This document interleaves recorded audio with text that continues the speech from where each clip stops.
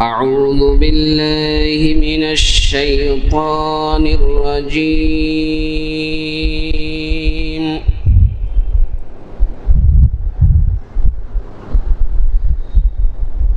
بسم الله الرحمن الرحيم.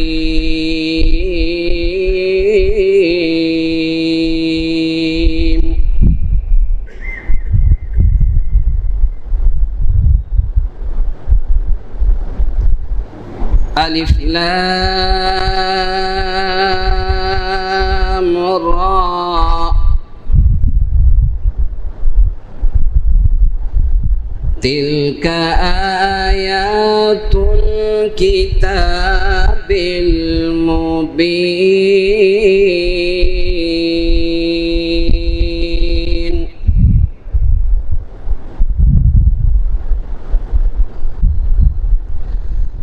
إنا أنزلناه قرآنا عربيا لعلكم تعقلون.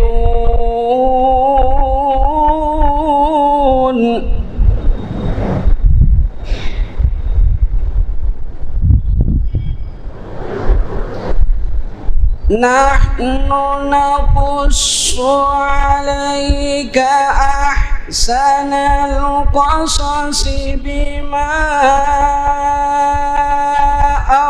أوحينا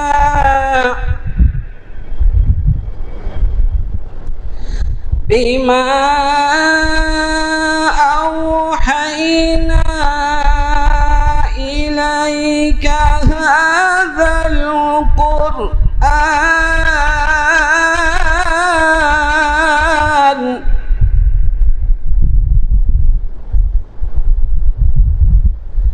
وإن كنت من قبله لمن الغافلين.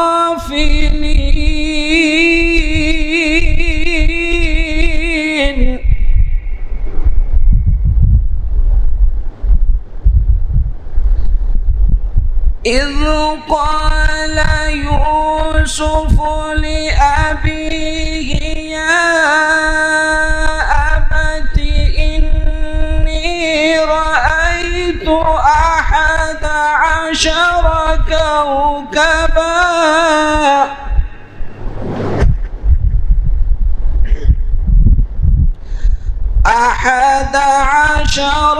كوكبا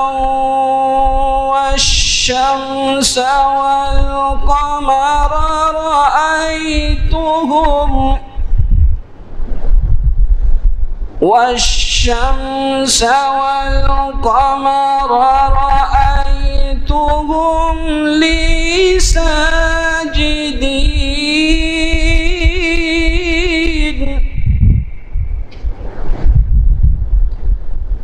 قال يا بني لا تقصص رؤياك على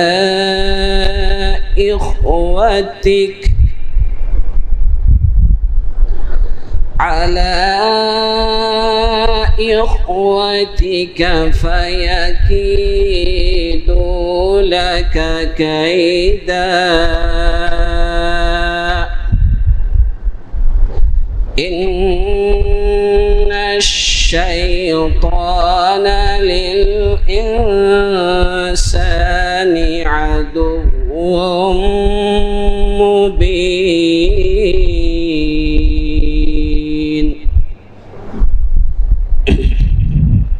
اب میں بغیر کسی تاخیر کے فضیلت الشیخ مولانا حامد مدنی صاحب کو دعوت دیتا ہوں کہ آئے اور ہم تمام سامعین ان کو چند نصیحتوں سے الحمد لله وحده والصلاة والسلام على من لا نبي بعده وأشهد أن لا إله إلا الله وحده لا شريك له وأشهد أن محمدا عبده ورسوله أما بعد فأعوذ بالله السميع العليم من الشيطان الرجيم بسم الله الرحمن الرحيم يا أيها الذين آمنوا من يرتد منكم عن دينه فسوف يأتي الله بقوم يحبهم ويحبونه أذلة على المؤمنين أعزة على الكافرين يجاهدون في سبيل الله ولا يخافون لومة لائم ذلك فضل الله يؤتيه من يشاء والله واسع عليم. جامع مسجد اہل حدیث چلکل گھوڑا کے محترم مصلیان، اللہ سبحانہ و تعالیٰ کا شکر اور احسان ہے کہ رب العالمین نے مجھ کم علم کو آپ کے سامنے چند باتیں کہنے کا موقع عنایت فرمایا، اور یہ میرے لیے خوشی کے ساتھ ساتھ سعادت کی بات بھی ہے کہ حیدرآباد میں موجود اہل حدیث کی جو تاریخی مسجد ہے، قدیم مسجد ہے، اس میں آپ کے سامنے چند باتیں کہنے کا مجھے موقع مل رہا ہے۔ یہ اللہ سبحانہ و تعالیٰ کی جانب سے سعادت ہے، اور اس پر اللہ سبحانہ و تعالیٰ کا جتنا شکر ادا کیا جائے کم ہے۔ محترم حاضرین، میں انشاءاللہ چند چیزوں کے تعلق سے آپ کی توجہ مبذول کرنا چاہتا ہوں۔ امید ہے کہ آپ غور سے سماعت فرمائیں گے اور ان چیزوں کو عمل میں لانے کی کوشش کریں گے۔ اللہ سبحانہ و تعالی ہم سب کو علم کے ساتھ عمل کرنے کی توفیق عطا فرمائے، علم نافع حاصل کرنے کی توفیق عطا فرمائے۔ اللہم علمنا ما ينفعنا وانفعنا بما علمتنا وزدنا علما۔ یہ زمانہ جو ہے، یہ زمانہ فتنوں کا زمانہ ہے۔ مختلف قسم کے فتنے، طرح طرح کے فتنے روزانہ ہمیں دیکھنے کو ملتے ہیں، ہمارے کانوں سے، ہمارے پردے سماعت سے ٹکراتے رہتے ہیں۔ اللہ سبحانہ و تعالیٰ نے فرمایا ظہر الفساد فی البر والبحر بما کسبت ایدی الناس لیذیقہم بعض الذی عملوا لعلہم یرجعون۔ خشکی ہو، سمندر کا حصہ ہو، فساد بالکل عام ہو چکا ہے، سر چڑھ کر کے بول رہا ہے۔ ظہر یظہر کا معنی عربی زبان میں چڑھنے کے بھی آتے ہیں، غالب ہونے کے بھی آتے ہیں۔ اللہ سبحانہ و تعالیٰ نے ظہرہ کا لفظ استعمال کیا کہ خشکی ہو، سمندر ہو، پوری دنیا کے اندر فساد سر چڑھ کر کے بول رہا ہے۔ ظہر الفساد فی البر والبحر۔ اور یہ فساد، بدعنوانی، یہ معاشرے کے اندر نت نئے فتنوں کا پیدا ہونا، ان ساری چیزوں کی وجوہات کیا ہیں؟ بما کسبت ایدی الناس۔ اللہ سبحانہ و تعالیٰ نے فرمایا یہ لوگوں کے اعمال کی وجہ سے ہی۔ لوگوں کے اعمال جتنے خراب ہوتے جائیں گے، جتنے برے ہوتے جائیں گے، فتنے اتنے زیادہ بڑھتے چلے جائیں گے۔ آج ہم فتنوں کو لے کر کے روتے ہیں کہ فتنے بڑھ رہے ہیں، لیکن ہم اپنے اعمال کو لے کر کے نہیں روتے کہ ہمارے اعمال برے ہیں، کیونکہ ہمارے اعمال کی وجہ سے فتنے بڑھتے ہیں۔ بما کسبت ایدی الناس۔ اور یہ جو فساد ہے، فتنے ہیں، یہ ایک طرح سے اللہ سبحانہ و تعالیٰ کی جانب سے سزا ہوتی۔ اللہ نے فرمایا لیذیقہم بعض الذی عملوا، تاکہ لوگوں نے جو عمل کیا ہے، برا عمل، اس برے عمل کی وجہ سے ان کو سزا دی جائے، ان کو عذاب کا مزہ چکھایا جائے۔ اور اس کا مقصد کیا ہے اللہ سبحانہ وتعالیٰ کے یہاں؟ لعلہم یرجعون، تاکہ لوگ دین کی طرف پلٹ کر کے آئیں، تاکہ لوگ حق کی طرف پلٹ کر کے آئیں، اسلام کی طرف پلٹ کے آئیں۔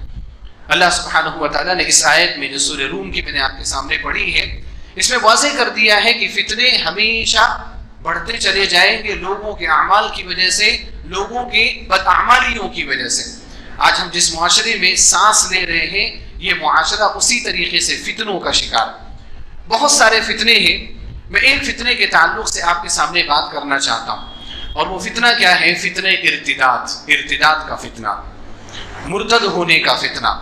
یہ فتنہ تقریباً 2 سال سے زیادہ منظر عام پر آ رہا ہے، اور مسلسل اس کے بارے میں خبریں لوگوں کے سامنے آتی چلی جا رہی۔ فلاں مرتد ہوا، فلاں لڑکا مرتد ہوا، فلاں لڑکی مرتد ہوئی، فلاں گھرانہ مرتد ہوا۔ اس طرح کے ارتداد کی خبریں ہمارے سامنے روزانہ آ رہی ہیں۔ تقریباً لوگ اس کے بارے میں تحریریں لکھ رہے ہیں، علماء کے اس تعلق سے خطابات ہو رہے ہیں، محاضرات ہو رہے ہیں۔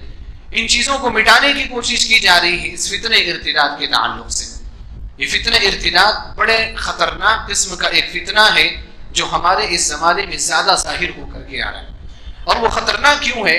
جو مرتد ہوا وہ تو ہو گیا، لیکن جو مرتد ہو کر کے جا رہا ہے، جو اپنی تعلیمات لوگوں کے سامنے لا رہا ہے، سوشل میڈیا کا استعمال کر کے جو زہر افشانی وہ ہمارے لوگوں کے درمیان کر رہا ہے، وہ سب سے خطرناک چیز ہے۔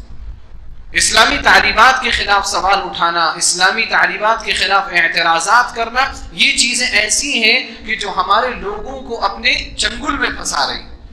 ہمارا جو نوجوان ہے بھولا بھالا، جس کے پاس علم کم ہے، زیادہ علم نہیں ہے، وہ ان کی سازشوں کا شکار ہو رہا ہے، ان کے پھیلائے ہوئے زہر کا وہ شکار ہو رہا ہے۔ جو شبہات ہیں وہ شبہات اس کے ذہن میں آ رہے ہیں، اور اس کی وجہ سے اس کا ذہن بھی ایمان سے کہیں دور جا رہا ہے، اسلام سے کہیں دور جا رہا ہے۔ اللہ سبحانہ وتعالیٰ اگر حفاظت نہ کرے تو وہ بھی مرتدین کے فہرست میں داخل ہو جائے گا۔ بڑے خطرناک قسم کا فتنہ ہے۔ اللہ کے رسول صلی اللہ علیہ وسلم نے تو اس فتنے کی طرف پہلے ہی نشاندہی کر دی تھی۔ صحیح مسلم کی روایت ہے، حضرت ابو ہریرہ رضی اللہ تعالیٰ عنہ راوی حدیث ہے، فرماتے ہیں اللہ کے رسول صلی اللہ علیہ وسلم نے فرمایا بادروا بالاعمال فتنا، اے لوگوں فتنوں کے آنے سے پہلے اچھے اچھے اعمال کر لو۔ جتنے اچھے عمل کرنے ہیں، نمازیں پڑھنی ہے نماز پڑھ لو، روزے رکھنے ہیں روزے رکھ لو، حج کرنے ہیں حج کر لو، زکوٰۃ دینی ہے زکوٰۃ دے لو، اسلامی تعلیمات اسلامی علم سیکھنا ہے علم سیکھ لو، علماء کے قریب رہنا ہے علماء کے قریب رہ جاؤ، مسجدوں کو آباد کرنا ہے مسجدوں کو آباد کر لو۔ بادروا بالاعمال فتنہ، جتنے نیک اعمال ہو سکتے ہیں تمام نیک اعمال کو کرنے کی طرف دوڑو، مسابقہ کرو، سبقت کرو فتنوں کے آنے سے پہلے، کیونکہ اگر فتنہ آ گیا نا تو پھر کوئی عمل نہیں کر سکتے، تو عمل کرنا بھی چاہو کہ اس کی توفیق نہیں ملے گی۔ فتنہ دیکھو، اگر کسی انسان کے ذہن میں یہ پیدا ہو گیا کہ یہ نماز فرض نہیں ہے، یہ فتنہ ہے اس کے لیے، اب کیا وہ شخص مسجد میں آ کر کے نماز پڑھے گا؟ اگر کسی شخص کے ذہن میں یہ فتنہ پیدا ہو گیا کہ علماء کا کوئی مقام نہیں ہے، ان کی کوئی حیثیت نہیں ہے، کیا وہ علماء کے قریب رہ کر کے ان کی باتیں سنے گا، خطبات سنے گا، پروگرام سنے گا اور ان کی باتوں سے متاثر ہونے کی کوشش کرے گا؟ آج اس طرح کے فتنے بھی چل رہے ہیں، علماء سے لوگوں کو بدزن کرنے کی کوشش کی جا رہی، ان سے دور کرنے کی کوشش کی جا رہی۔ خامیاں سارے لوگوں کے اندر ہیں، جیسے عوام کے اندر خامیاں ہیں، موجودہ دور کے علماء کے اندر بھی خامیاں ہیں، لیکن ان خامیوں کے باوجود الحمدللہ آج بھی علماء میراث نبوت کو لے کر کے کھڑے ہوئے، آج بھی ان کے پاس نبوت کی میراث ہے، آج بھی وہ آپ کو عقیدہ سکھا رہے ہیں، آج بھی وہ آپ کو احکام و مسائل سکھا رہے ہیں۔ آج اگر آپ نے مغرب کی نماز پڑھی، یہاں پر بیٹھے ہوئے ہیں، اگر آپ کے سروں پر ٹوپیاں ہیں، اگر آپ کے چہروں پر داڑھیاں ہیں، اگر آپ ٹخنے سے اوپر کپڑے پہن رہے ہیں، تو یہ سب اللہ سبحانہ و تعالیٰ کے فضل اور اس کی توفیق کے بعد علماء کی محنتوں کا ہی ثمرہ ہے۔ اگر علماء محنت نہیں کرتے تو کہاں سے یہ تبدیلیاں پیدا ہوتی؟ آج لوگ سوالات پیدا کرتے ہیں نا کہ علماء کر کیا رہے ہیں، علماء نے کیا کیا ہے، بہت سارے سوالات ہوتے ہیں۔ یہ فتنہ ہے فتنہ، ان فتنوں سے پہلے علماء کے قریب رہ کر کے علم حاصل کر لو۔ بادروا بالاعمال فتنہ۔ پھر نبی صلی اللہ علیہ وسلم نے فرمایا فتنے کیسے آئیں گے؟ آپ نے تشبیہ دی، کقطع اللیل المظلم، تاریک رات کے ٹکڑوں کی طرح سے یہ فتنے آئیں گے۔ زیادہ تاریک رات ہو، جب چاند جو ہے وہ بالکل یا تو ختم ہونے والا رہتا ہے یا تو شروع ہونے والا رہتا ہے، مہینے کے ابتدائی ایام یا مہینے کے آخری ایام، جب چاند بالکل روپوش ہو چکا ہوتا ہے، غائب ہو چکا ہوتا ہے، وہ راتیں کیا ہوتی ہیں؟ بڑی تاریک راتیں ہوتی ہیں، اور ان کی تاریکی کیا ہے؟ ٹکڑوں میں تبدیل ہو جاتی۔ مثال کے طور پر مغرب کے وقت ابھی اگر وہ ایام چل رہے ہیں، وہ تاریخ چل رہی ہے، تو مغرب کے وقت جو تاریکی ہوگی اس کے بعد 1 گھنٹے کے بعد اس سے زیادہ تاریکی ہوگی، اور یہ تاریکی بڑھتی چلی جائے گی، کیونکہ تاریکی کو چھانٹنے والی چیز کیا ہے؟ چاند کی روشنی، اور چاند تو ہے نہیں، چاند تو غائب ہو چکا ہے، چاند تو روپوش ہے۔ تو یہ جو تاریکیاں ہیں نا، ایک کے بعد دیگر تہ بتہ بڑھتی چلی جاتی ہیں، کقطع اللیل المظلم، تاریک رات کے ٹکڑوں کی طرح سے۔ اللہ کے رسول صلی اللہ علیہ وسلم نے فرمایا فتنے ایسے ہی آئیں گے، فتنے ایسے ہی آئیں گے۔ وجہ تشبیہ کیا ہے؟ نبی علیہ الصلوۃ والسلام نے کیوں تشبیہ دی؟ وجہ تشبیہ یہاں پر یہ ہے کہ فتنے جو پیدا ہوں گے، یقین بات دیگرے اتنے خطرناک فتنے پیدا ہونے لگیں گے کہ انسان کو سمجھ میں ہی نہیں آئے گا کہ اس وقت حق کیا ہے باطل کیا ہے، راستہ ہی نہیں سمجھ میں آئے گا۔ جیسے تاریک رات ہوتی ہے اور تاریکی اگر بڑھتی چلی جا رہی نا، تو راستہ سمجھ میں نہیں آتا، آپ کہاں جائیں گے؟ اگر آپ کے پاس روشنی نہیں ہے، ٹارچ نہیں ہے، لائٹ نہیں ہے آپ کے پاس، آپ کو نہیں پتا چلے گا کہ آپ کو دائیں جانا ہے کہ بائیں جانا ہے، آپ کو نہیں پتا چلے گا کہ سامنے گڈھا ہے یا سامنے آپ کا راستہ صاف نہیں پتا چلے گا۔ نبی علیہ السلام نے تشبیہ اسی وجہ سے دی کہ فتنے ایسے ہی پیدا ہوں گے کہ انسان کوشش بھی کرے گا راہ حق کو تلاش کرنے کی، وہ راہ حق کو تلاش نہیں کر پائے گا۔ فَقِطَعِ اللَّيْلِ الْمُظْلِمِ، اس کے بعد آپ علیہ السلام نے فرمایا ان فتنوں میں سے ایک فتنے کی مثال دیتے ہوئے، ایک فتنے کو بطور مثال بیان کرتے ہوئے آپ نے فرمایا یصبح الرجل مؤمنا ویمسی کافرا او یمسی مؤمنا ویصبح کافرا۔ آپ علیہ السلام نے فرمایا کہ وقت ایسا آئے گا کہ آدمی صبح کے وقت مومن ہوگا اور شام ہوتے ہوتے کافر ہو جائے گا، یا شام کے وقت مومن ہوگا، رات ایمان کی حالت میں گزارے گا، صبح ہوتے ہوتے وہ کافر ہو جائے گا اور اپنے کفر کا اعلان کرتا ہوا پھرے گا۔ آج سوشل میڈیا کے دور میں یہ چیز بخوبی ہمیں سمجھ میں آتی ہے، کیسے لوگ ابھی صبح کے وقت مومن تھے اور شام کے وقت شام ہوتے ہوتے یوٹیوب پر ان کا ایک ویڈیو آ گیا کہ میں اسلام سے پھر چکا ہوں، میں اب مسلمان نہیں رہا۔ اور ایسے لوگ، سازش اتنی خطرناک ہے، آپ دیکھیں کہ ایسے لوگ جو سازشوں کے تحت مرتد ہو رہے ہیں نا، وہ لوگ یہ نہیں بول رہے کہ میں کافر ہو گیا، وہ یہ نہیں بول رہے کہ میں نے اسلام چھوڑ دیا، میں مسلمان نہیں ہوں، یہ نہیں بول رہے۔ ایک خطرناک لفظ استعمال کیا ایسے لوگوں نے، ایکس مسلم۔ کیا لفظ استعمال کیا؟ ایکس مسلم۔ اب ایکس مسلم یعنی سابق میں یہ مسلم تھا، اب مسلم نہیں رہا، اور یہ لفظ جو ہے وہ ہمارے لوگوں کے لیے اور شدید فتنہ بن رہا ہے۔ اگر یہ بندہ یہ کہہ دیتا نا کہ میں کافر ہوں اور اپنا نام چینج کر دیتا، کسی بھی مذہب میں چلا جاتا، ہندو مذہب میں چلا جاتا، عیسائیت میں چلا جاتا، یہودیت میں چلا جاتا، کسی بھی مذہب میں چلا جاتا، کوئی فرق پڑنے والا نہیں تھا، اس کا نقصان زیادہ ہونے والا نہیں تھا، لیکن ایکس مسلم اس نے کہا، اس کا نقصان بڑا خطرناک ہے، اور یہ بہت خطرناک قسم کی سازش۔ یہ ایکس مسلم کیا ہوتا ہے؟ ایکس کا جو لفظ ہے سابق کے طور پر ہم استعمال کرتے ہیں نا، عام طور پر سابق کا لفظ کہاں استعمال کیا جاتا ہے؟ جب انسان کسی اچھے عہدے پر ہو، قابل ذکر عہدے پر ہو اور اس عہدے کو چھوڑ دے، اس منصب کو چھوڑ دے، تو پھر اس کے لیے سابق استعمال کیا جاتا ہے۔ اب دیکھیں کوئی مسجد کا صدر ہے، پہلے صدر تھا اب صدر نہیں ہے، اس کے لیے کیا بولا جاتا ہے؟ سابق صدر۔ صدر جمہوریہ ہے، وزیر اعظم ہے، سابق وزیر اعظم، سابق صدر جمہوریہ، یہ سب کہا جاتا ہے نا۔ اگر کسی نے چوری کی ہو تو کیا اس کو یہ کہا جاتا ہے سابق چور؟ نہیں کہا جاتا۔ کسی نے اگر چوری کی ہو، کوئی ڈاکو رہا ہو اور اس کی ڈکیتی ثابت ہوئی ہو اور وہ سزائیں کاٹ کر کے آیا ہو، تو کیا وہ ایکس چور لکھتا ہے، ایکس تھیف لکھتا ہے، ایکس ڈکیت لکھتا ہے؟ نہیں لکھتا۔ تو اگر یہ مسلمان نہیں ہے یہ بندہ اور اس کو اسلام سے محبت بھی نہیں ہے، تو ایکس مسلم کیوں لکھ رہا ہے؟ کیوں اپنے آپ کو ایکس مسلم کہہ رہا ہے؟ یہ بہت بڑی سازش ہے، صرف سازش کے تحت۔ اس سے پہلے کبھی بھی یہ اصطلاح منظر عام پر نہیں آئی تھی، یہ ابھی ماضی قریب میں اصطلاح آئی اور بہت بڑا فتنہ بنا۔ نبی علیہ السلام نے فرمایا کہ صبح کے وقت ایسے لوگ مومن ہوں گے، شام کو کافر ہو جائیں گے، شام کو مومن ہوں گے، صبح کو کافر ہو جائیں گے۔ اور کافر کیوں ہوں گے، مرتد کیوں ہوں گے؟ اس کے لیے ان کے پاس دلائل نہیں۔ نبی علیہ السلام نے فرمایا یبیع دینہ بعرض من الدنیا، وہ اپنے دین کو دنیا کے تھوڑے سے سامان کے عوض بیچ رہا ہوگا۔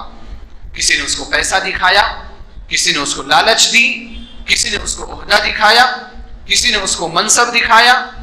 اگر وہ کبھی کبھار ایسا بھی ہوتا ہے ہمارے یہاں کہ وہ شخص کیا ہے، بڑا مالدار ہے لیکن کیسوں میں پھنسا ہوا ہے، کیسوں سے نکلنے کا سبز باغ دکھایا۔ یہ لوگ دنیا کی تھوڑی سی چیز کو حاصل کرنے کے لیے یبیع دینہ، اپنے دین کو بیچ دیتے ہیں۔ نبی علیہ السلام نے اس حدیث کے اندر ارتداد کے فتنے کے بارے میں ہمیں آگاہ کیا کہ اس طرح کے فتنے آگے چل کر کے رونما ہوں گے۔ تمہارے لیے کیا کرنا ہے؟ بادروا بالاعمال فتنہ، ان اعمال کے آنے سے پہلے، ان فتنوں کے آنے سے پہلے اعمال صالحہ کر لیا کرو۔ محترم حاضرین، یہ ارتداد کا جو فتنہ ہے، آج ہم اور آپ بہت زیادہ پریشان نظر آ رہے ہیں۔ عام طور پر جب ابھی تو زیادہ کیسز نہیں آ رہے، اکا دکا کیسز ابھی بھی آ رہے ہیں۔ جب اکٹھا ایک ساتھ جب کیسز آئے تھے نا، تو جو بھی ملتا تھا نا اس کا ایک ہی سوال ہوتا تھا، مولوی صاحب، شیخ، آپ کا اس فتنہ ارتداد کے بارے میں کیا کہنا؟ فلاں آدمی مرتد ہو گیا، فلاں آدمی مرتد ہو گیا۔ لوگوں کو نا ایک عجیب قسم کی پریشانی تھی، اور واقعی پریشانی ہونی چاہیے، پریشانی اچھی چیز ہے، کیونکہ اسلام سے ہم محبت کرتے ہیں، اور اسلام کے بارے میں ہمارا عقیدہ یہ ہے کہ یہ سب سے سچا اور پکا مذہب ہے۔ اس سے سچا اور اس سے زیادہ حق والا، اس سے زیادہ پکا مذہب اس دنیا میں کوئی ہو ہی نہیں سکتا۔ اس مذہب کے سچے ہونے کا اعلان اللہ سبحانہ وتعالیٰ نے کیا، ان الدین عند اللہ الاسلام، دین اللہ کے نزدیک کیا ہے؟ اسلام ہے۔ اور اللہ تعالیٰ نے یہ بھی فرمایا وَمَن يَبْتَغِ غَيْرَ الْإِسْلَامِ دِينًا فَلَن يُقْبَلَ مِنْهُ، جو شخص اسلام کے علاوہ کسی اور دین پر چل کر کے اللہ سبحانہ و تعالیٰ کو راضی کرنے کی کوشش کرے گا فَلَن يُقْبَلَ مِنْهُ، اس کا ایک بھی عمل قبول نہیں ہوگا، اس کا وہ دین قبول نہیں ہوگا. وَهُوَ فِي الْآخِرَةِ مِنَ الْخَاسِرِينَ، ایسے لوگ آخرت میں خسارہ اٹھانے والوں میں سے، نقصان اٹھانے والوں میں سے. تو ہمارا عقیدہ ہے، ہمارا ماننا ہے کہ اسلام سے اچھا اور سچا مذہب ہو نہیں سکتا، لہذا ہماری جو پریشانی وہ پریشانی تو بنتی ہے، ہم پریشان ہیں تو ہماری پریشانی بنتی ہے، لیکن میں یہاں کہنا چاہتا ہوں کہ ہمیں زیادہ پریشان ہونے کی ضرورت نہیں ہے، اس کے لیے تیاری کرنے کی ضرورت. یہ فتنہ ارتداد کوئی ایسا فتنہ نہیں ہے جس کے بارے میں ہمارے پاس پہلے سے سابق میں معلومات موجود نہ ہو، جس کی سابق میں ہمارے پاس مثالیں موجود نہ ہو. یہ فتنہ تو ایسا فتنہ ہے جس کے بارے میں قرآن کریم میں بہت مرتبہ ذکر کیا گیا. مکی صورتوں میں بھی ذکر آیا، مدنی صورتوں میں بھی ذکر آیا کہ لوگ ارتداد اختیار کریں. اور صرف ذکر نہیں آیا بلکہ نبی صلی اللہ علیہ وسلم کی زندگی میں، آپ کی نبوت کے زمانے میں بہت سارے لوگوں نے اس فتنے کو اختیار کیا، یعنی بہت سارے لوگ مرتد بھی ہوئے. یہ فتنہ کوئی نیا نہیں ہے، مکی دور میں بھی کچھ لوگ مرتد ہوئے، مدنی دور میں بھی کچھ لوگ مرتد ہوئے. مثال کے طور پر عبید اللہ بن جحش، یہ زینب بنت جحش رضی اللہ تعالی عنہا کا بھائی ہیں. زینب بنت جحش رضی اللہ تعالی عنہا امہات المؤمنین سے ایک امہات المؤمنین میں سے ایک ہیں. نبی صلی اللہ علیہ وسلم کی زوجہ مطہرہ ہیں رضی اللہ تعالی عنہا وارضاہا. ان کا ایک بھائی عبید اللہ بن جحش، اس نے اسلام قبول کیا تھا مکہ کے اندر. اس کی شادی ام حبیبہ رضی اللہ تعالی عنہا سے ہوئی تھی، جو کہ خود نبی صلی اللہ علیہ وسلم کی بعد میں بیوی بنی. پہلے ام حبیبہ کس کی بیوی تھی؟ عبید اللہ بن جحش کی. یہ انسان ایسا کہ اس نے اسلام قبول کیا مکہ کے اندر رہتے ہوئے، اور صرف اسلام قبول نہیں کیا، ہجرت بھی کی. حبشہ کی طرف 2 ہجرتیں ہوئی تھی، ایک سن 5 نبوت میں ہوئی تھی اور ایک سن 7 نبوت میں ہوئی تھی. بعض اہل تاریخ کہتے ہیں کہ سن 6 یا سن 7 نبوت میں دوسری ہجرت ہوئی. تو جو دوسری ہجرت حبشہ کی طرف ہوئی تھی افریقہ میں، جب مسلمان مکہ چھوڑ کر کے افریقہ گئے تھے تو وہاں یہ شخص بھی ہجرت کر کے گیا تھا. کس کے ساتھ؟ ام حبیبہ رضی اللہ تعالی عنہا کے ساتھ. لیکن وہاں پر گیا، دیکھو ماحول کیسے چینج ہوتا ہے، ماحول بھی اچھا بنانے کی ضرورت ہے. آج ہمارے نوجوان جو ہے نا وہ ماحول نہیں دیکھتے، اپنے دوستوں کو نہیں دیکھتے، اپنے اطراف کو نہیں دیکھتے، جہاں من آیا وہاں پر رہ جاتے ہیں، جس کے ساتھ جانا ہو اس کے ساتھ چلے جاتے ہیں. جن مجلسوں میں بھی شرکت کی دعوت آ گئی ان مجلسوں میں شریک ہو جاتے ہیں، چاہے مجلسیں کیسے. ان مجلسوں کا بہت گہرا اثر پڑتا ہے، آپ کے اسلام پر اثر پڑتا ہے، آپ کی سوچ پر اثر پڑتا ہے، آپ کے عقیدے، مذہب اور منہج پر اثر پڑتا ہے. یہاں سے آپ مثال دیکھیں، عبید اللہ بن جحش کہاں گیا؟ ابھی تک کہاں ہے؟ مکہ میں، جہاں مسلمان ہیں. نبی صلی اللہ علیہ وسلم بھی مسلمان، ہجرت کر کے گیا، محنت مشقت کر کے. وطن چھوڑنا آسان نہیں ہوتا، وطن چھوڑ کر کے گیا. کہاں گیا؟ حبشہ میں گیا. اب حبشہ میں جب گیا یہ آدمی، تو حبشہ میں چونکہ زیادہ تعداد کس کی تھی؟ عیسائیوں کی تھی، کرسچنز کی تھی. وہاں سارے لوگ کرسچن سے، آپ لوگوں نے اس کے بارے میں بہت ساری باتیں سنی ہوں گی. جعفر بن ابی طالب رضی اللہ تعالی عنہ کی تقریر بھی تھی حبشہ کے جو بادشاہ نجاشی کے سامنے. حضرت عیسیٰ علیہ السلام کے بارے میں سوال ہوا تھا کیونکہ وہ لوگ کرسچن تھے. عبید اللہ بن جحش جب وہاں پر گیا تو یہ کیا تھا؟ پہلے عیسائی تھا. نبی صلی اللہ علیہ وسلم کے زمانے سے پہلے نا، آپ کے نبی بنائے جانے سے پہلے یہ عیسائی تھا. بعد میں نبی علیہ السلام جب اسلام لے کر گیا، اسلام قبول کیا. اب پھر یہ کہاں پہنچ گیا؟ عیسائیوں کی جگہ، عیسائیوں کی حکومت میں پہنچ گیا، عیسائیوں کی آبادی والے علاقے میں پہنچ گیا. اب وہاں جا کر کے اس کا من چینج ہونے لگا. ام حبیبہ رضی اللہ تعالی عنہا کے سامنے آ کر کے بہت ساری باتیں اسلام کے خلاف کہتا، عیسائیت کی تعریف کرتا. حتیٰ کہ ایک دن ام حبیبہ رضی اللہ تعالی عنہا نے خواب دیکھا، سو رہی تھی آپ، انہوں نے خواب دیکھا کہ عبید اللہ بن جحش جو ان کا شوہر ہے، انتہائی بدترین صورت میں، انتہائی بدترین حالت میں وہ ان کے سامنے آیا، انتہائی بدترین حالت میں. ام حبیبہ رضی اللہ تعالی عنہا جب اٹھی تو اٹھنے کے بعد عبید اللہ بن جحش نے جو سب سے پہلی بات کہی وہ اسی تعلق سے کہی، یعنی جو انہوں نے خواب دیکھا تھا اس کی تعبیر بالکل ان کے سامنے صحیح بن کر کے، حقیقت بن کر کے آ گئی. عبید اللہ بن جحش نے کہا کہ دیکھو میں پہلے عیسائی تھا، اور عیسائی جو مذہب ہے وہ عیسائی مذہب بہت اچھا مذہب ہے. پھر جب محمد صلی اللہ علیہ وسلم آئے تو میں نے اسلام کو سمجھا، مجھے اسلام اچھا لگا اور میں نے اسلام قبول کیا. لیکن اب مجھے ایسا لگتا ہے کہ عیسائی مذہب ہی کیا ہے؟ برحق ہے، عیسائی مذہب ہی سچا ہے. اور اس نے اسی وقت ارتداد اختیار کر لیا، وہ مرتد ہو گیا، اور اسی حالت میں اس کی وفات بھی ہو گئی. ام حبیبہ رضی اللہ تعالیٰ عنہ جو وہاں پر تھی وہ اکیلی پڑ گئی. پھر بعد میں نبی صلی اللہ علیہ وسلم سے ان کی شادی ہوئی تھی اور حبشہ کے بادشاہ نجاشی نے ہی ان کی شادی کرائی تھی. اس وقت نبی علیہ الصلوۃ والسلام حبشہ میں موجود نہیں تھے, دور رہتے ہوئے ہی شادی کرائی گئی تھی. ذکر کرنے کی بات کیا ہے کہ عبید اللہ بن جہش مکی دور میں یہ شخص کیا ہو رہا ہے, مرتد ہو رہا ہے. تو مرتد ہونے کی مثالیں مکی دور کے اندر بھی موجود ہیں. اسی طرح سے ایک شخص تھا عبداللہ بن سعد بن ابی سرح, یہ شخص مسلمان ہوئے. یہ ان کی میں نام جو ہے عزت سے لے رہا ہوں کیونکہ بعد میں یہ اسلام کی طرف لوٹ آئے تھے. عبداللہ بن سعد بن ابی سرح یہ مسلمان ہوئے, اور مسلمان جو ہوئے عام مسلمانوں میں سے نہیں تھے. اللہ کے رسول صلی اللہ علیہ وسلم نے ان کو کاتب وحی بنایا تھا, وحی لکھا کرتے تھے. اب یہ جو کتابت وحی ہے, وحی لکھنا بھی اس شخص کے لیے کیا ہوا, فتنہ بن گیا. کبھی کبھار کچھ لوگوں کے لیے قرآن کریم کی کوئی آیت فتنہ بن جاتی ہے, کچھ حدیثیں فتنہ بن جاتی. فتنہ بن جاتی مطلب ان کو غلط طور پر سمجھنا. کوئی آیت بذات خود فتنہ نہیں ہے, آیتوں کو غلط طور پر سمجھنا, حدیثوں کو غلط طور پر سمجھنا, یہ بہت سارے لوگوں کے لیے فتنہ بن جاتا ہے. اسی وجہ سے ہمیں علم جو ہے کتاب و سنت کا وہ کس سے حاصل کرنا چاہیے, علماء سے حاصل کرنا چاہیے. عبداللہ بن سعد بن ابی سرح کے ساتھ یہی ہوا. یہ وحی لکھا کرتے تھے. ایک مرتبہ اللہ کے رسول صلی اللہ علیہ وسلم نے ان کو وحی املا کرایا. آپ وحی املا کرا رہے تھے. امام واحدی نے اپنی کتاب اسباب التنزیل میں اس واقعے کو ذکر کیا ہے کہ نبی علیہ الصلوۃ والسلام کے اوپر سورت نازل ہوئی اور آپ املا کرا رہے تھے, وحی لکھا رہے تھے. اور وہ کون سی آیت ہے, سورہ مؤمنون کی آیت ہے, قد افلح المؤمنون الذین هم فی صلاتهم خاشعون. یہ آیتیں ہیں. اس کے بعد اہل ایمان کی صفات کے بعد اللہ سبحانہ وتعالی نے انسانوں کی پیدائش کے مراحل کا تذکرہ کیا. اس میں اللہ تعالیٰ نے فرمایا کہ وَلَقَدْ خَلَقْنَا الْإِنسَانَ مِنْ سُلَالَةٍ مِنْ طِينٍ, کہ ہم نے انسان کو مٹی سے پیدا کیا. ثُمَّ جَعَلْنَاهُ نُطْفَةً فِي قَرَارٍ مَكِينٍ, پھر ہم نے اس کو اس کے ماں کے پیٹ میں نطفے کی شکل میں رکھا. پھر وہ تفصیل ہے کہ پھر نطفے سے ہم نے لوتھڑا, پھر لوتھڑے سے گوشت علقہ, پھر اس سے گوشت کا ٹکڑا, پھر اس کے بعد ہم نے ثم انشأناه خلقا آخر, پھر ہم نے اس کو بہترین انداز میں پیدا کیا. یہ اللہ سبحانہ وتعالیٰ نے بیان فرمایا. اللہ سبحانہ وتعالیٰ کا کلام ہے, یہ قول ہے. اللہ کے رسول صلی اللہ علیہ وسلم یہ آیتیں لکھوا رہے تھے. جب یہاں پر پہنچے ثم انشأناه خلقا آخر, کہ پھر ہم نے انسان کو ایک بہترین صورت میں پیدا کیا, تو عبداللہ بن سعد بن ابی سرح جو وحی لکھ رہے تھے, جب انہوں نے اتنی آیت سنی نا تو وہ بہت متاثر ہوئے ان چیزوں کو سن کر, پیدائش کے مراحل کو سن کر کے بہت متاثر ہوئے. اور اللہ سبحانہ وتعالیٰ کی تعریف کرتے انہوں نے کہا تبارک اللہ احسن الخالقین, وہ اللہ بہت بابرکت ہے جو بہترین انداز میں پیدا کرنے والا. یعنی ان کی اپنے دل کی آواز تھی, اپنے ذہن سے نکلا تھا, کیونکہ اللہ سبحانہ وتعالیٰ کی قدرت کے بارے میں انہوں نے سنا تھا. فتبارک اللہ احسن الخالقین انہوں نے کہا. جب انہوں نے یہ ایسا کہا تو اللہ کے رسول صلی اللہ علیہ وسلم نے کہا کہ تم نے جو ابھی کہا ہے نا, یہی آیت کا حصہ بھی ہے.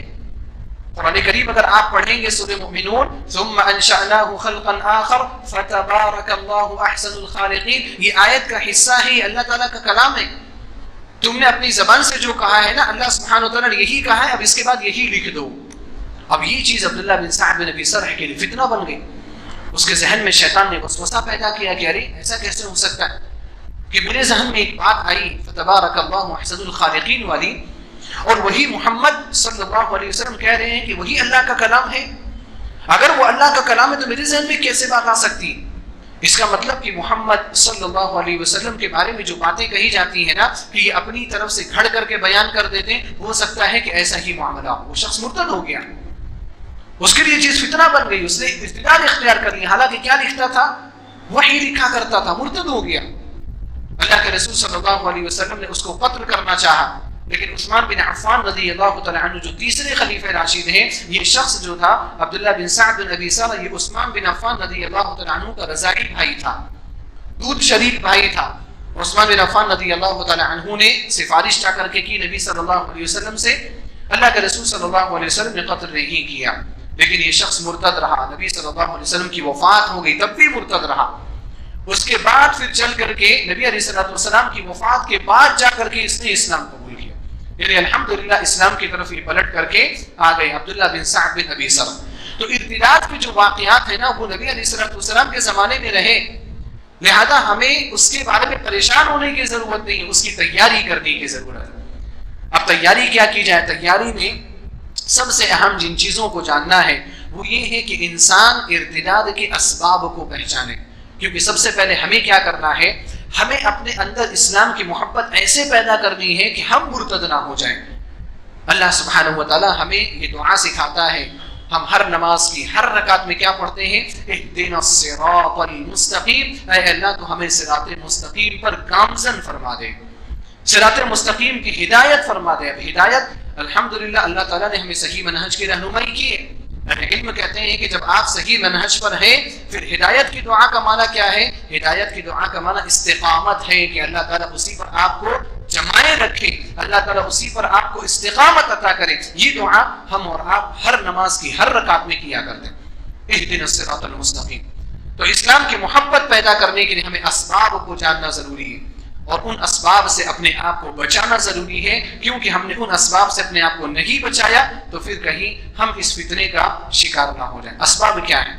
سب سے پہلا اور بڑا سبب جو میری نظر میں ہے، علماء نے بہت ساری چیزیں ذکر کی ہیں، لیکن ان کے اقوال کو پڑھنے کے بعد جو میری نظر میں جو سب سے بڑا سبب سمجھ میں آیا نا، وہ خواہشات نفسانی کی پیروی ہے۔ خواہشات نفسانی کی پیروی۔ اب خواہشات نفسانی کیا ہے؟ اپنے ذہن میں نا بہت ساری چیزیں پیدا ہوتی، خواہش ہوتی۔ کیا خواہش ہوتی؟ نماز نہ پڑھے، یہ بھی خواہشات نفسانی۔ نماز نہ پڑھنے کی خواہش ہوتی۔ مال کمانا، مال کمانے کے لیے حلال اور حرام کچھ بھی مت دیکھو، اس کے لیے بھی یہ بھی کیا ہے؟ خواہشات نفسانی۔ خواہشات نفسانی یہ ہے کہ پڑے رہو بس سوتے رہو، یہ بھی خواہشات نفسانی۔ کوئی کام نہیں کرنا ہے، کوئی فرض ادا نہیں کرنا ہے۔ خواہشات نفسانی کیا ہے؟ جا کر کے چاہے خانوں میں بیٹھ کر کے چائے پیو، مسجدوں میں بیٹھ کر کے درس مت سنو، یہ بھی خواہشات نفسانی۔ یعنی ہر وہ چیز جو غلط ہے اور جس کی خواہش ہمارا نفس کرتا ہے وہ سب کیا ہے؟ خواہشات نفسانی۔ ان خواہشات نفسانی کی پیروی کرنا، ان خواہشات نفسانی کی اتباع کرنا ہمیں چھوڑنا پڑے گا، کیونکہ یہ خواہشات نفسانی ہمیں ارتداد کی طرف لے کر کے جاتے ہیں۔ آج ہم اور آپ یہ سمجھتے ہوں گے شاید کہ جو لوگ مرتد ہو رہے ہیں نا ان کے پاس دلائل ہیں، ایکس مسلم کے نام سے جو لوگ ڈیبیٹ کرتے ہیں، جنہوں نے اپنا یوٹیوب چینل بنایا ہوا ہے، جنہوں نے بہت ساری باتیں سامنے رکھی ہوئی ہیں، تو کچھ لوگوں کے ذہن میں ایسا آتا ہے کہ ان کے پاس بڑے مضبوط دلائل ہیں، اسی وجہ سے یہ اسلام کو چھوڑ رہے ہیں، حالانکہ ایسا نہیں ہے۔ ہو سکتا ہے اکا دکا دلائل ہوں گے، لیکن بودے دلائل ہیں، بیکار قسم کے دلائل۔ بڑی چیز کیا ہے؟ خواہشات نفسانی۔ انسان جو ہے وہ اپنی خواہشات کو پابند کر کے چلنا نہیں چاہتا۔ اب ایک شخص اسلام میں رہے گا تو دیکھو اس کو کیا کرنا پڑتا ہے۔ اسلام میں آپ ہیں تو آپ جھوٹ نہیں بول سکتے، آپ مسلمان ہیں تو آپ چوری نہیں کر سکتے، آپ مسلمان ہیں تو آپ نماز نہیں چھوڑ سکتے، آپ مسلمان ہیں تو آپ روزے نہیں چھوڑ سکتے، آپ مسلمان ہیں تو آپ زکوٰۃ دینا نہیں چھوڑ سکتے، آپ مسلمان ہیں آپ ذکر و اذکار کرنا نہیں چھوڑ سکتے، آپ مسلمان ہیں آپ حرام نہیں کما سکتے، آپ مسلمان ہیں آپ حلال سے اعراض نہیں کر سکتے، آپ مسلمان ہیں آپ کو اپنا ہر عمل، زندگی کی ہر چیز، زندگی کا ہر سیکنڈ آپ کو اسلام کے مطابق گزارنا ہے۔ اب اتنی سکت، اتنی طاقت ہر آدمی کے پاس کہاں ہے؟ کچھ تو کیا کرتے ہیں، تھوڑا موڑا کرتے ہیں، بہت ساری چیزیں چھوڑ دیتے ہیں، جیسا کہ ہم میں سے اکثر و بیشتر لوگوں کا معاملہ ہے۔ جو چیزیں آسان ہوئی کر لی، جو چیز آسان نہیں ہے تھوڑی مشکلیں چھوڑ دی۔ اب دیکھو ہمارے یہاں 4 وقت کی نماز کی پابندی کرنے والے لوگ ہیں نا، 4 وقت میں 2 صفیں 3 صفیں رہتی ہیں، اتنی بڑی مسجد میں بھی۔ فجر میں کتنی رہتی ہیں؟ میں تو یہاں نہیں رہتا ہوں، لیکن آپ ہر مسجد کا حال جانتے ہیں، ہر مسجد کا حال ویسا ہی ہے، سیم ہے۔ فجر میں اتنی تعداد نہیں رہتی۔ خواہشات نفسانی ہی ہے ہماری، ہم کچھ چیزوں پر عمل کر لے رہے ہیں اسلام کے نام پر، لیکن بہت ساری چیزوں کو چھوڑ دے رہے ہیں۔ وہیں پر کچھ لوگ کیا کرتے ہیں نا، کچھ بھی نہیں کرنا ہے بھائی، 1 وقت کی نماز بھی نہیں پڑھنا ہے، زکوٰۃ بھی نہیں دینا، اب کیا کریں گے؟ اتنا سب انکار کر کے مسلمان تو نہیں رہ سکتے، مسلمان تو ایکسیپٹ نہیں کرے گا آپ کو، سلام بھی نہیں کرے گا، سلام کا جواب بھی نہیں دے گا، آپ سے شادی بھی نہیں کروائے گا اپنی بیٹی کی۔ تو اب ایسے لوگ کیا کرتے ہیں بھائی، ہم کفر کا راستہ اختیار کر جاتے ہیں، ارتداد کا راستہ اختیار۔ سیڑھی کیا بنی؟ خواہشات نفسانی۔ اپنے نفس کو اگر کنٹرول کرنا نہیں آیا تو یہ آپ کو مرتد بھی بنا سکتا ہے۔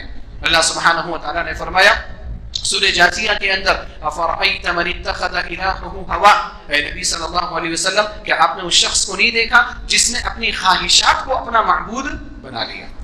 خواہشات کو معبود بنانے کا کیا معنی ہے؟ خواہشات کو معبود بنانے کا معنی یہ ہے کہ انسان اپنے خواہشات کی بات ویسے ہی سننے لگے جیسے اللہ سبحانہ و تعالیٰ کی سنی جانی چاہیے۔ اللہ تعالیٰ نے کہا نماز پڑھو، ہم نماز پڑھنے کے لیے آ جائیں، یہ اللہ سبحانہ و تعالیٰ کو معبود بنانا ہے۔ لیکن ہمارے نفس نے کہا کہ نہیں، ہمیں نماز کے لیے نہیں جانا ہے، یہ خواہشات نفسانی کو معبود بنانا ہے۔ اور جو شخص خواہشات نفسانی کو معبود بنا لیتا ہے وہ اپنے آپ کو ایکس مسلم کہے، اپنے آپ کو کافر کہے، اپنے آپ کو مرتد کہے، اس کو ذرہ برابر بھی فرق پڑنے والا نہیں ہے۔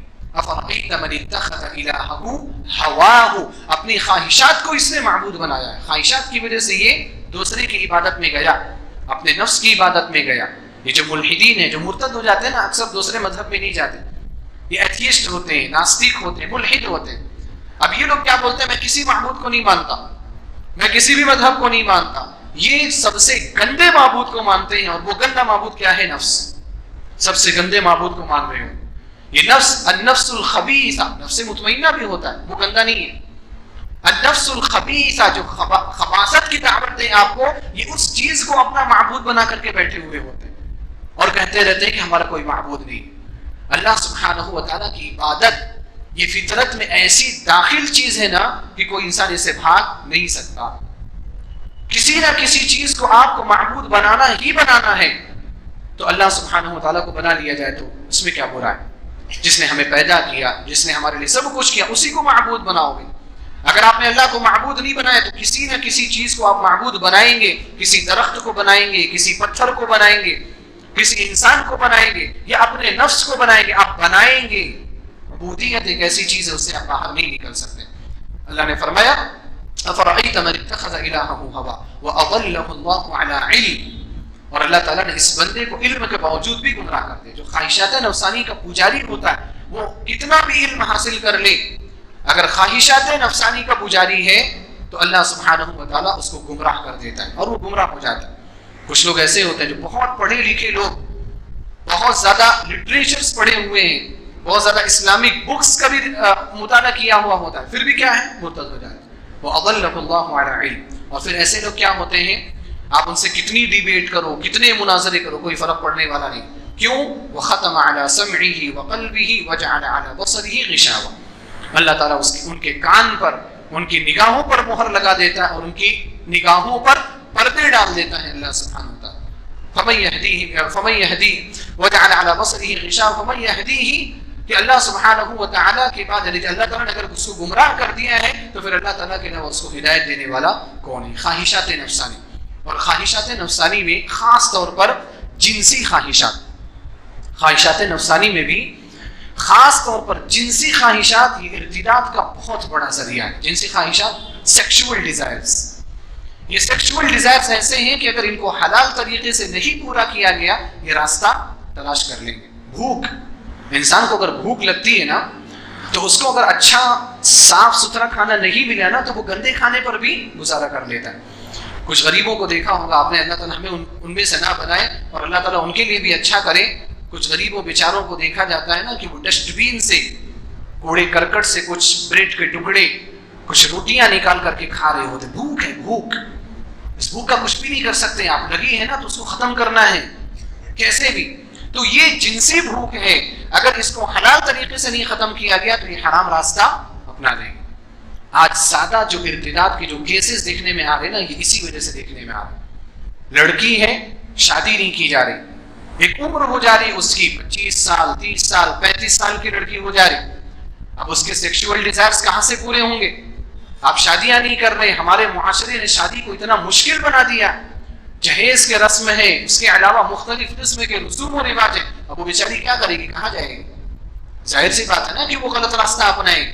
اب اس کو کوئی مسلمان نہیں ملے گا تو کسی کافر کے ساتھ ہی نکل کر کے چلی جائے گی۔ کوئی لڑکا ہے، عمر ہو گئی اچھی خاصی اور اس کو ابھی شادی کرنے کی خواہش بھی ہے، شادی کرنے کے تعلق سے اشارے بھی دے رہا ہے اپنے ماں باپ کو۔ بہت سارے بچے آج کے زمانے میں ایسے، الحمدللہ علماء سے جو متاثر ہے نا وہ لوگ اپنے گھروں میں کہہ رہے ہیں، لیکن بہت مایوس کن خبر سننے میں آتی ہے کہ بچے جوان ہو جا رہے ہیں، اپنے ماں باپ کو اشارے دے رہے ہیں کہ ہماری شادی کرا دے جاؤ، لیکن ماں باپ کیا ہے، کان میں تیل ڈال کر کے بیٹھے ہوئے، ان کی شادیوں کی طرف توجہ نہیں کر رہے۔ اب یہ بچہ یا تو اسلام میں رہتے ہوئے زنا کا راستہ اپنا لے گا، یا ایسا نہ ہو، اللہ تعالیٰ حفاظت کرے سارے بچوں کی، ارتداد کا راستہ بھی اختیار کر سکتا ہے۔ یہ جنسی خواہش ایسی ہی ہے جنسی خواہشات کی وجہ سے زیادہ کیسز سننے میں آ رہے ہیں۔ اس لیے ہمارا اور آپ کا فریضہ کیا ہے؟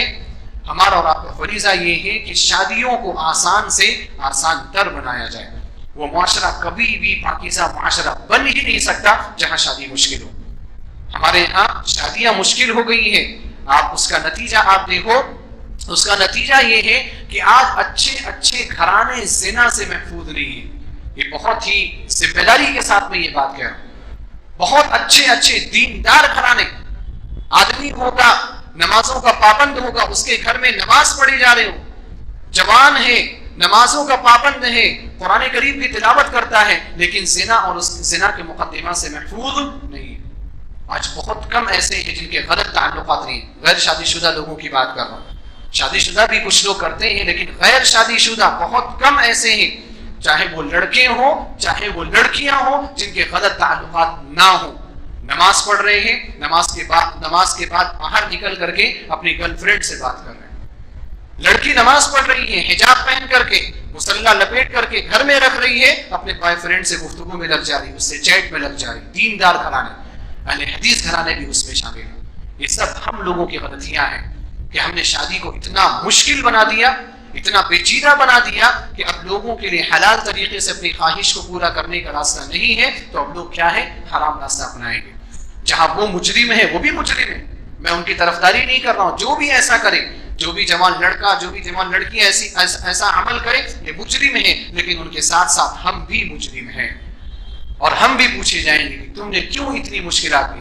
اسی وجہ سے کہا جاتا ہے نا کہ بھئی جو لڑکیوں کے یہاں کوئی کھانا نہیں ہے، لڑکی کے گھر کوئی دعوت نہیں ہوتی۔ دعوت کیا ہے؟ شادی میں ولیمہ ہے، ولیمے میں آپ شرکت کریں۔ ہم میں سے ہی بہت سارے لوگ اعتراض کرتے ہیں، مولوی صاحب کیوں آپ منع کر رہے ہیں؟ لڑکی والے کھلانا چاہ رہے ہیں تو کیوں منع آپ کر رہے ہیں؟ بھئی ہماری خواہش نہیں ہے کھانا کھانے کی، ہماری بھی خواہش ہے کھانا کھانے کی۔ علماء کو کھانے اچھے نہیں لگتے، ان کو بھی اچھے لگتے ہیں، لیکن کیوں منع کر رہے ہیں؟ وہ معاشرے کی مصلحت کی بنا پر منع کر رہے ہیں، کیونکہ اگر ان کھانوں کا بائیکاٹ نہیں کیا گیا شادیاں مشکل ہو رہی، اور اس کی وجہ سے معاشرے میں زنا عام ہو رہا ہے۔ ہو سکتا ہے ہمارے ایک دو لوگوں کے چھوڑنے کی وجہ سے اس طرح سے ساری چیزیں بند ہو جائیں، ختم ہو جائیں، ان رسم و رواج پر پابندی لگ جائے، ممکن ہے، کوشش کرنی چاہیے، لیکن ہم لوگ ہی ساتھ نہیں دے رہے۔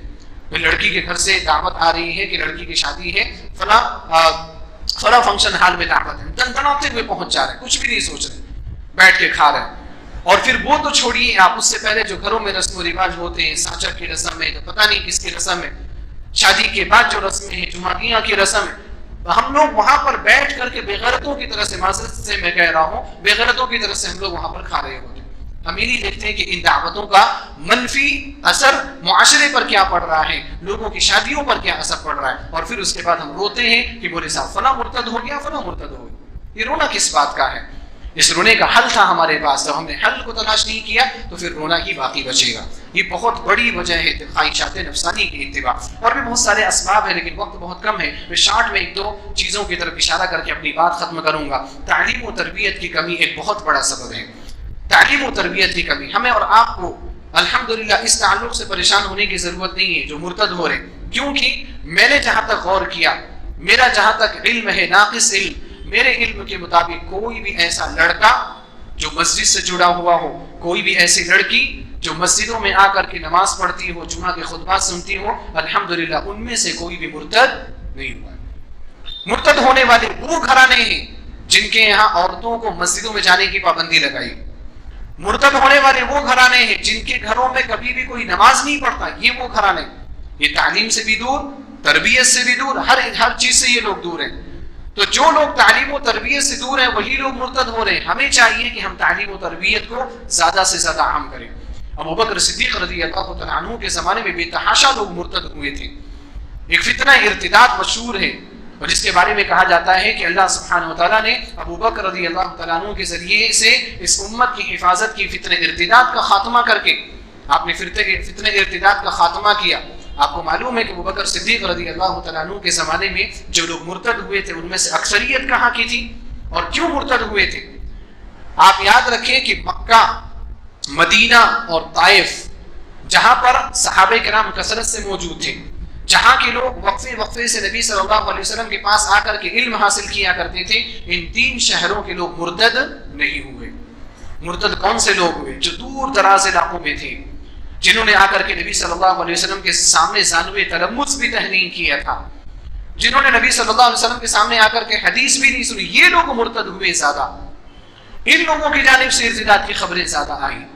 سمجھ میں آتی ہے وجہ کیا ہوئی ارتداد کی؟ علم حاصل نہ کرنا، اسلام کو نہ سمجھنا، کتاب و سنت کو نہ سمجھنا. ہمارا فرض منصبی ہے کہ ہم تعلیم و تربیت کو عام کریں، اپنے بچوں کو ہم مسجدوں میں لایا کریں، علماء سے جوڑیں. کوئی بھی پروگرام ہو، دیکھو چھوٹا سے چھوٹا پروگرام ہو، حتیٰ کہ اگر عشاء کے بعد کا درس ہے، فجر کے بعد کا درس ہے، اور اگر آپ کے مسجد میں انتظام ہے، وہاں بھی اگر آپ اپنے گھر کی خواتین کو لا سکتے ہیں تو وہاں بھی اپنے گھر کی خواتین کو لے کر کے آئیں. صحابیات نبی صلی اللہ علیہ وسلم کے زمانے میں ہر نماز مسجد میں آ کر کے پڑھا کرتی تھی. نبی علیہ السلام نے ان کو اجازت دی تھی. فجر کی نماز بھی خواتین پڑھا کرتی تھی. تو اگر فجر کی نماز میں عرض ہو رہا ہے خواتین کی اصلاح، اپنے لڑکی کی اصلاح، اپنی بیٹی کی اصلاح، اپنی بیوی کی اصلاح، بہن کی اصلاح، امی کی اصلاح کے لیے اگر ان کو مسجد میں لانا ہو تو مسجد میں لے کر کے آئیں. کیونکہ آیتیں سنیں گی، حدیثیں سنیں گے، ان کا ایمان تازہ رہے گا. کتنے بھی حملے ہوں گے نا، ان حملوں کا ان کے ایمان پر کوئی اثر نہیں ہوگا. تو تعلیم و تربیت کو ہمیں بڑھاوا دینا ہے. اسی طریقے سے ایک اور اہم چیز ہے کہ ہمیں کفار کی طرف راغب نہیں ہونا ہے. ہمارے ہاں جو زیادہ لوگ مرتد ہو رہے ہیں نا، وہ لائف اسٹائل کس کی دیکھتے ہیں؟ کافروں کی. بڑے بڑے جو سیلیبریٹیز ہیں، بزنس مین ہیں، اسپورٹس مین ہیں، ان لوگوں کی زندگیوں پر زیادہ نظر رکھتے ہیں. فلاں کا بنگلہ اتنے کروڑ کا، اتنی منزلوں پر مشتمل، فلاں کے پاس اتنی گاڑیاں. آج میں نے سنا کوئی کہیں کا باہر کا سکھ ہے، اس کے پاس پتہ نہیں کون سی گاڑی کا نام بھی تو بھول گیا، وہ بہت مہنگی گاڑی سمجھی جاتی ہے. اس کے پاس ہر کلر کی گاڑیاں، 15 کلر کی گاڑیاں، اور وہ سکھ ہے، وہ اپنی پگڑی کے کلر سے میچ کر کے وہ گاڑی چلاتا ہے. اپنے پگڑی کے کلر سے میچ کر کے وہ گاڑی چلاتا ہے. تو ہم ایسے لوگوں کی زندگیوں کو بہت زیادہ دیکھتے ہیں جو ملینز بلینز کے مالک ہیں. ایسے لوگوں کی زندگیوں کو زیادہ دیکھنے سے نا اسلام کی محبت کم ہو جاتی ہے. ہمارے اندر کیا نا، دنیا کو حاصل کرنے کا جذبہ زیادہ پیدا ہو جاتا ہے. آپ دیکھو نا، شہر میں چلتے رہتے ہیں، کوئی مہنگی بائک لے کر کے آ گیا، کوئی بہت زیادہ مہنگی کار لے کر کے آ گیا، ساری نظریں کیا رہتی ہیں؟ ادھر ہی پلٹ جاتے ہیں. کیا ہے بھئی، آپ دنیا دیکھ رہے ہو، آپ مت دیکھو، آپ اس کو اگنور کرو، جائے گی چلی جائے گی، اس کے پاس ہے. آپ کیوں اپنا دل جلا رہے ہیں اس کو دیکھ کر کے؟ ہمارے نبی صلی اللہ علیہ وسلم کی تعلیم کیا ہے؟ انظروا الی من هو اسفل منکم، جو تم سے نیچے نا ان کو دیکھا کرو. فهو اجدر الا تزدروا نعمت اللہ علیکم، اوپر والے لوگوں کو دیکھو گے اللہ کا شکر کبھی بھی نہیں کر سکو گے. نیچے والوں کو دیکھو گے نا، جو آپ سے نیچے ہیں، آپ سے کم مالدار ہیں، آپ سے کم ان کے پاس مال ہے، اللہ سبحانہ وتعالیٰ کا شکر کا جذبہ آپ کے دلوں کے اندر پیدا ہوگا، اور پھر اسلام کی طرف آپ راغب ہو جائیں گے. دنیا زیادہ دیکھو گے، ایسے لوگوں کو زیادہ دیکھو گے، دنیا کی محبت پیدا ہوگی. پھر حلال حرام کے درمیان بھی تمیز بھول جاؤ گے. پھر اسلام تمہارے آڑے آئے گا، تمہارے اس ترقی کے آڑے آئے گا، اسلام کو بھی ٹھوکر مار کر کے نکل جاؤ گے، جیسا کہ عیسائیوں نے کیا. عیسائیوں نے کیا کیا؟ آج عیسائیت کچھ بھی نہیں بچی، عیسائیت دم توڑ چکی ہے، کیونکہ عیسائیوں کے یہاں مذہبیت باقی نہیں بچی. وجہ کیا ہے؟ وجہ یہ ہے کہ ان لوگوں نے یہ دیکھا کہ اگر ہم مذہب کے مطابق چل رہے ہیں تو ہماری یہ جو دنیا کی ترقی ہے نا، یہ دنیا کی ترقی رک رہی ہے. حالانکہ ایسا ہے نہیں، دنیا کی ترقی بھی مل سکتی، وہ غلط ہے. لیکن ان لوگوں نے ایسا سمجھا، انہوں نے کیا کیا؟ پوپ کو بلا کر کے فیصلہ کر لیا، کہا کہ بھئی ہمیں دنیا کا کام کرنے دو، آپ اپنا مذہب لے کر کے چلو. اسی وجہ سے آپ کسی بھی پوپ کو حلال اور حرام پر فتویٰ دیتے ہوئے نہیں دیکھیں.